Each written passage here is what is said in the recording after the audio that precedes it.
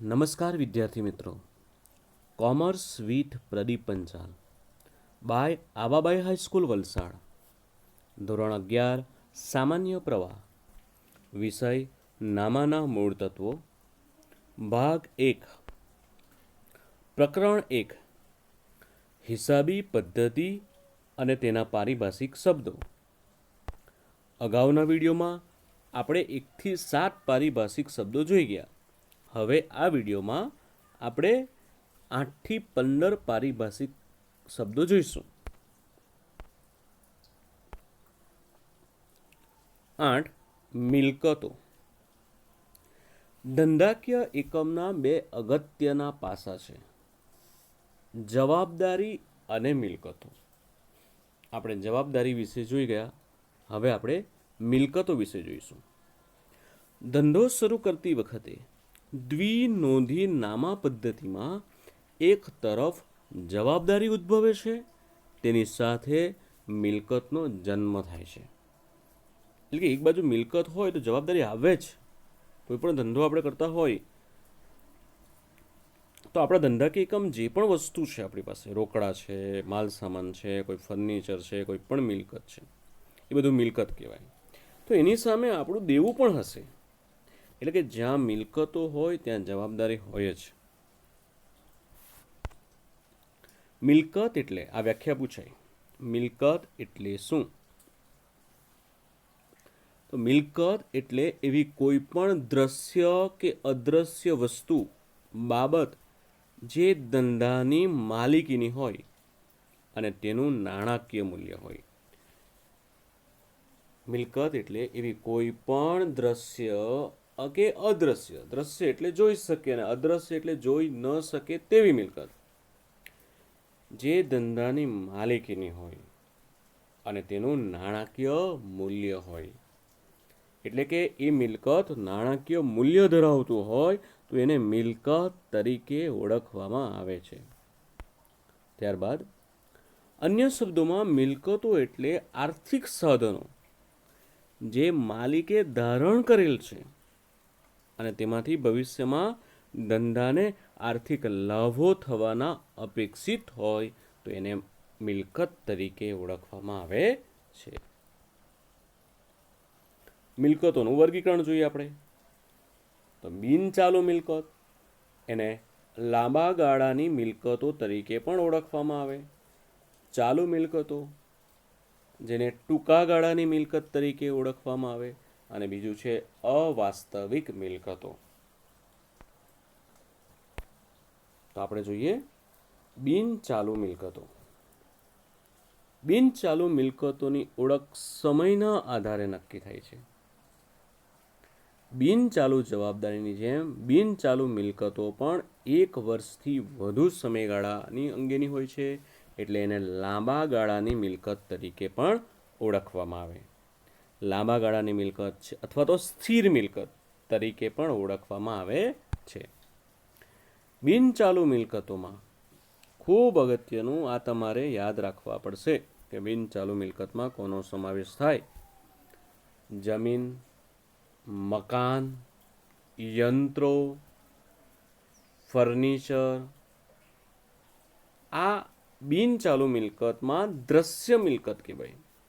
ત્યાર પછી છે ટ્રેડમાર્ક, કોપીરાઇટ, પેટર્ન, પાઘડી, ફ્રેન્ચાઇઝ વગેરે એ અદ્રશ્ય મિલકત છે. એટલે શરૂઆતનું જે ફર્નિચર સુધી છે એ દ્રશ્ય આપણે એને જોઈ શકીએ છીએ, અને ટ્રેડમાર્ક, કોપીરાઇટ, પેટર્ન, પાઘડી, ફ્રેન્ચાઇઝ એ અદ્રશ્ય મિલકત છે.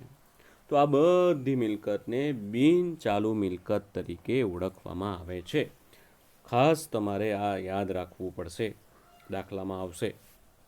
આગળ, આ મિલકતોનું આયુષ્ય 1 વર્ષ કરતાં વધુ હોય છે. એટલે કે બિનચાલુ મિલકત એ લાંબા ગાળાની મિલકત છે. આપણે એને વસાવ્યા પછી, આપણે એને ખરીદ્યા પછી આપણે એને લાંબા સમય સુધી ઉપયોગ લઈશું, એટલે એનો સમયગાળો 1 વર્ષ કરતાં વધુ હોય છે. બિનચાલુ મિલકતોને પણ 2 ભાગોમાં વર્ગીકૃત કરી શકાય. એક દ્રશ્ય મિલકતો અને બીજું અદ્રશ્ય મિલકતો. દ્રશ્ય મિલકતો. દ્રશ્ય મિલકતો એટલે એવી મિલકતો જે ભૌતિક અસ્તિત્વ ધરાવે છે, એને જોઈ શકીએ છીએ, સ્પર્શ કરી શકીએ છીએ. દ્રશ્ય મિલકતો જોઈ શકાય છે, સ્પર્શી શકાય છે. દ્રશ્ય મિલકતો બિન ચાલુ મિલકતનો પેટા ભાગ છે. દ્રશ્ય મિલકતોમાં જમીન, મકાન, પ્લાન્ટ, યંત્રો, ફર્નિચર વગેરેનો સમાવેશ થાય છે. આ તમારે ખાસ યાદ રાખવાનું છે. અદ્રશ્ય મિલકતો. અદ્રશ્ય શબ્દ પોતે જ આ મિલકતનો અર્થ સ્પષ્ટ કરે છે કે આ મિલકત અદ્રશ્ય છે, જોઈ શકાતી નથી, સ્પર્શી શકાતી નથી. એટલે કે અદ્રશ્ય મિલકતો ભૌતિક અસ્તિત્વ ધરાવતી નથી, એટલે એને આપણે પકડી શકતા નથી, જોઈ શકતા નથી. તે જોઈ અને સ્પર્શી શકાતી નથી. અદ્રશ્ય મિલકતો પણ બિનચાલુ મિલકતનો પેટા ભાગ છે. એમાં કોનો સમાવેશ થાય? તો ટ્રેડમાર્ક, કોપીરાઇટ્સ, પેટર્ન, પાઘડી, ફ્રેન્ચાઇઝ જેવી મિલકતોનો અદ્રશ્ય મિલકતોમાં સમાવેશ કરવામાં આવે છે. ત્યાર પછી હવે જોઈએ આપણે ચાલુ મિલકતો. આ એવા પ્રકારની મિલકતો છે જેનો સમયગાળો 1 વર્ષ કરતાં ઓછા સમયનો હોય છે. આવી મિલકતોનું રૂપાંતર થઈ શકે છે. રોજબરોજના વ્યવહારો માટે આ મિલકતો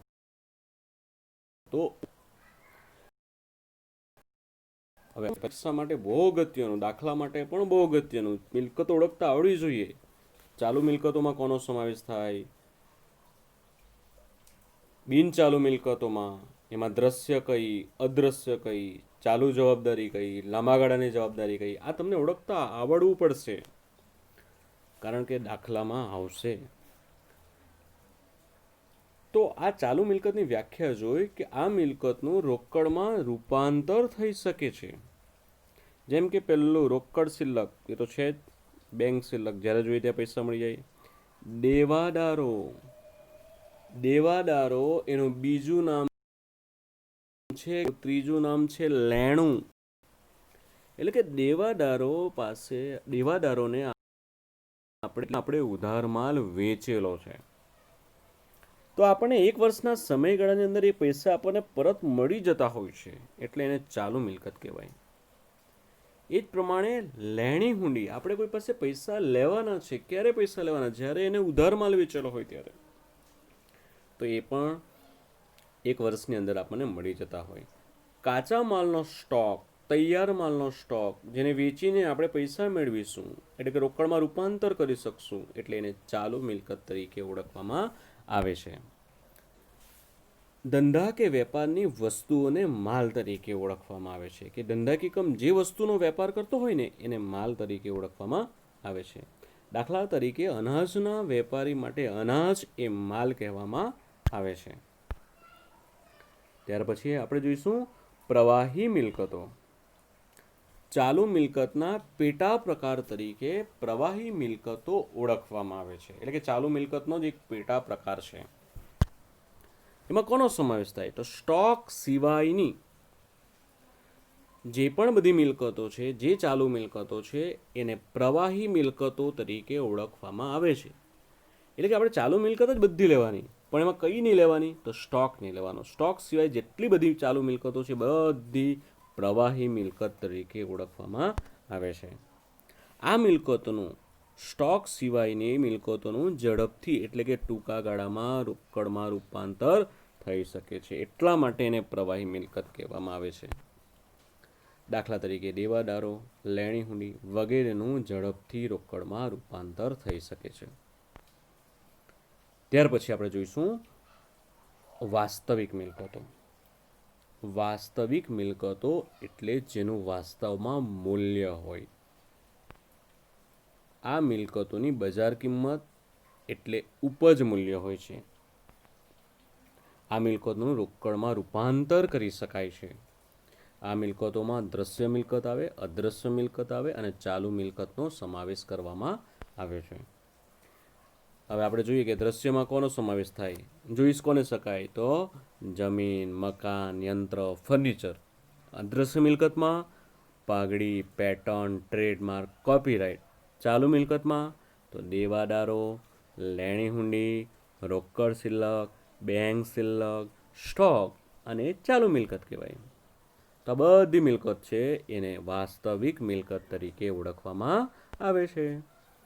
જે મિલકતોના વેચાણમાંથી નાણાંનું ઉપાર્જન થઈ શકે, એટલે કે જે મિલકત વેચવાથી આપણને પૈસા મળે તેને વાસ્તવિક મિલકત કહેવામાં આવે છે.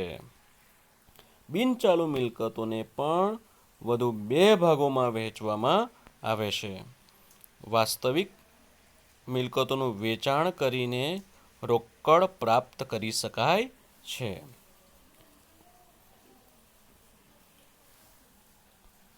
તમારે આ લખવાનું નથી, ભૂલથી ટાઈપ થઈ ગયું. આગળ જોઈએ. અવાસ્તવિક મિલકતો. અવાસ્તવિક મિલકતો ભૌતિક સ્વરૂપ ધરાવતી નથી. અવાસ્તવિક મિલકતોનું ઉપજ મૂલ્ય શૂન્ય હોય છે. આ પ્રકારની મિલકતોનું રોકડમાં આવી શકતું નથી. આ એક બિન પુનરાવર્તિત ખર્ચ છે. આ ખર્ચનો લાભ એક કરતાં વધુ વર્ષો સુધી મળે છે. તેથી આ રકમને અમુક વર્ષોમાં માંડી વાળવાની હોવાથી મિલકત તરીકે દર્શાવવામાં આવે છે. દર વર્ષે નિર્ધારિત રકમ માંડી વાળીને ખર્ચ તરીકે, દાખલા તરીકે જાહેરાત ખર્ચ. તો જાહેરાત પાછળ જે ખર્ચ કરવામાં આવે છે એનો લાભ એક જ વર્ષ માટે નથી મળવાનો.